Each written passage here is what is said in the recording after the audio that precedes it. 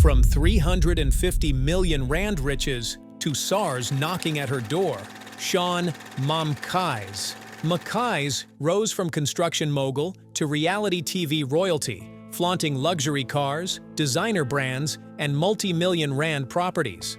But behind the glitz, a bitter feud with SARS over tax evasion, fraud, and 40 million rand debts threatens her empire. Did she build wealth or cheat the system? This is her downfall story. Before the designer outfits and Instagram flexes, Shauwn MaM'Mkhize was all business. In the early 2000s, she built her empire from the ground up, literally. With deep roots in KwaZulu-Natal, Mam'Mkhize made her name in construction tenders and government contracts, a sector where few women dared to play. She wasn't just participating, she was dominating. Her company, Zikolisa Cleaning, Maintenance and Transport, quickly gained traction, landing multi-million rand municipal projects across the province. By the mid-2000s, Mam'Mkhize expanded beyond construction. She ventured into property development, owning several commercial and residential buildings. Her moves were strategic. Where others saw red tape, she saw opportunity. She wasn't just building homes, she was building influence. Then came 2020. Shauwn made her grand entrance into the mainstream when she launched her reality TV show, Kwa Mam'Mkhize, on Mzansi Magic. And just like that, the woman once known in boardrooms became a household name. Cameras captured her extravagant lifestyle, designer wardrobe, flashy cars, and opulent mansion. Viewers were obsessed. Social media dubbed her the KZN Queen. And with fame came fortune, or at least the appearance of it. Forbes Africa estimated her net worth at over 350 million rand, thanks to her various businesses, lavish lifestyle, and sudden celebrity status. She had it all, or so it seemed. But behind the scenes, trouble was quietly brewing. Mam'Mkhize's success wasn't without controversy. Her first run-in with the law came in 2005, and it was a big one. SARS and the South African Revenue Service flagged her company for VAT fraud. The court found her guilty, issuing a suspended sentence and a 15,000 rand fine, a slap on the wrist considering her earnings. But this conviction was more than just a legal technicality. It was a warning sign that something wasn't adding up behind the glittery lifestyle. In the years that followed, whispers of tax evasion began circulating. By 2012, those whispers turned into headlines. This afternoon, we now know that police have confirmed that SARS officials are currently raiding the home of the controversial businessperson Shauwn MaM'Mkhize. Shauwn faced fresh charges related to tax irregularities, though details were kept hush-hush. Some speculated that SARS had been closely monitoring her financial activities for years, while others believed she had powerful connections keeping the full story under wraps. But Shauwn wasn't one to back down. She hit back at critics and the media, claiming she was being targeted due to professional jealousy. In interviews, she hinted at a toxic culture in the male-dominated construction industry, where she claimed she refused to be part of the construction cartel. According to her, rejecting shady deals and backroom politics made her a target. Her legal team painted a picture of a successful black woman unfairly scrutinized by a system that had long favored insiders.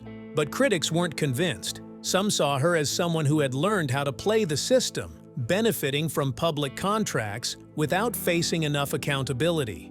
By the end of 2012, the seeds of her downfall had been planted. But what came next was something no one saw coming. After years of financial smoke, the fire finally erupted. In the mid-2010s, SARS dropped a bombshell. Mam'Mkhize owed over 200 million rand in unpaid taxes. Yes, our 200 million. That wasn't just a small miscalculation. It was a full-blown financial scandal. Investigations revealed that over the years, her companies had allegedly underreported income, failed to pay VAT, and submitted incomplete tax returns. And while the paperwork was messy, her lifestyle told a different story. Instagram was filled with expensive shopping sprees in Dubai, first-class flights, and parties dripping in luxury. But things took an even darker turn when homes built by her construction firm were deemed unsafe and demolished by the government. These weren't just a few bad bricks. Entire structures were declared dangerous for human occupation. Critics lashed out, asking, was she cutting corners to maximize profits? Or worse, profiting from poor quality housing meant for low-income communities? The media frenzy exploded. Talk radio hosts debated whether Mam'Khize was a symbol of black excellence or a poster child for state corruption. Social media was divided.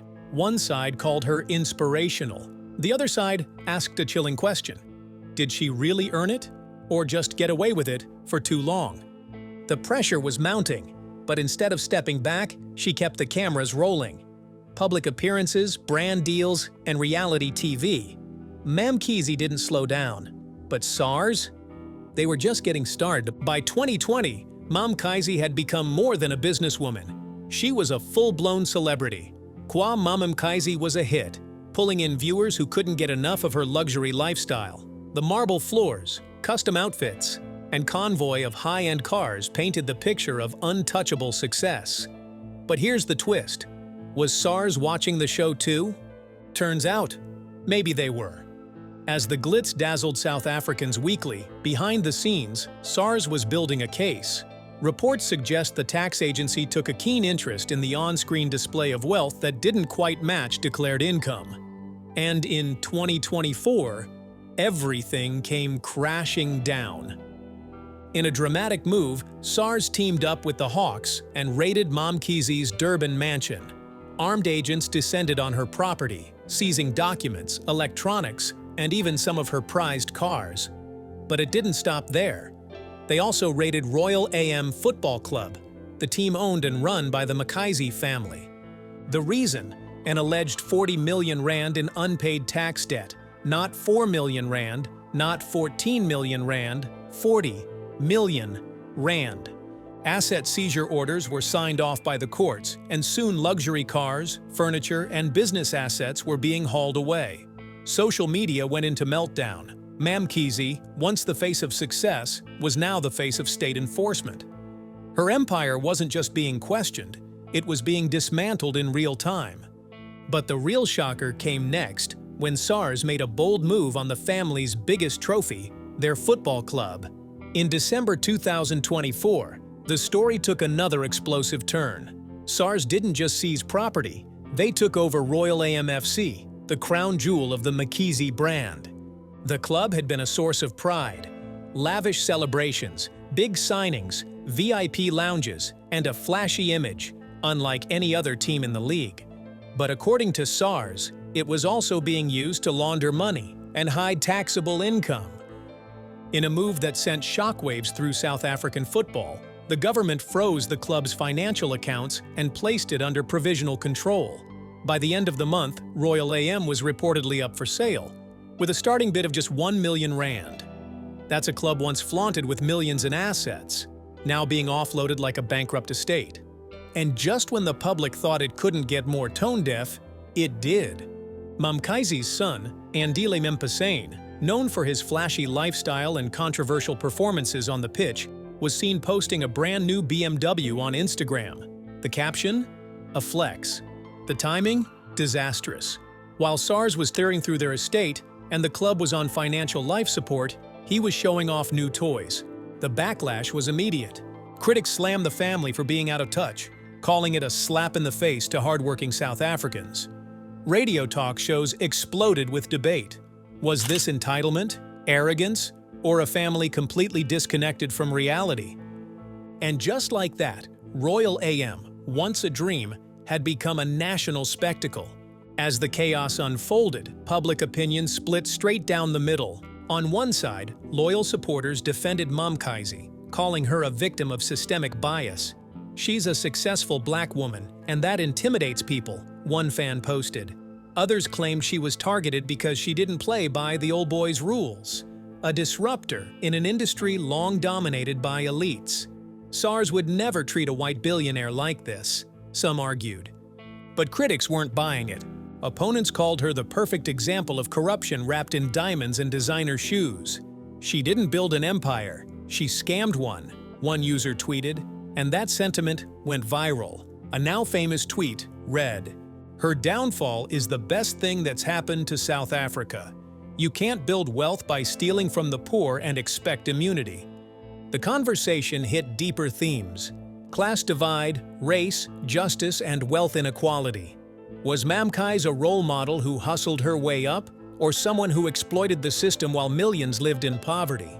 For some, the fall was tragic. For others, it was overdue.